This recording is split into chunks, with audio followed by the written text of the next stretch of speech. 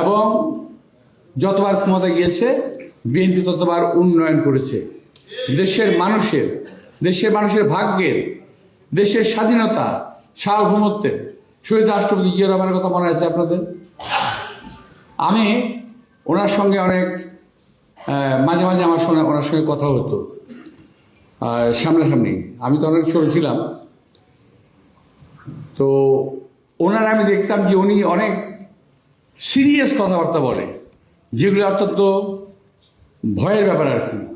ছোট ছিলাম তো ওনাকে আমি জিজ্ঞেস করলাম, স্যার আপনি এত বড় বড় দেশের সঙ্গে পাল্লা দিতে চান, একটি ছোট্ট একটা দেশ আমাদের, আপনি টিকতে পারবেন? উনি আমাকে রিপ্লাই করলেন কি জানেন? সবার জন্য বলছি, এই কথাটা কেউ জানে না।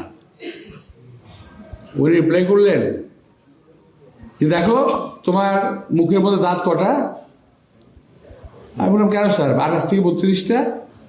ঠিক আছে, যাই হোক, দাঁত শক্ত না জিহ্বা শক্ত? আমি বললাম দাঁত শক্ত।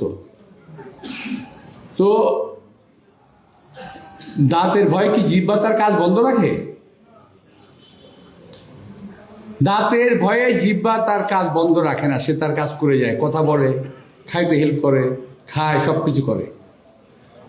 হ্যাঁ, মাঝে মাঝে টুকটাক কামড় তো লাগেই, ঠিক আছে, এটা আবার এটা প্রতিরোধ হয়ে যায়। তো ঠিক এই কথাটা বলেছিলেন, আমাকে বলেছিলেন, সম্ভবত সামনে কয়েকজন সাংবাদিক ছিল, আমার যদি ভুল না হয়। তো এই ধরনের ছোট ছোট অনেক এক্সাম্পল উনি দিয়েছিলেন। তো এই জন্যই ওনাকে আমাদের আশেপাশের দেশগুলো ওনাকে বাঁচতে দিল না।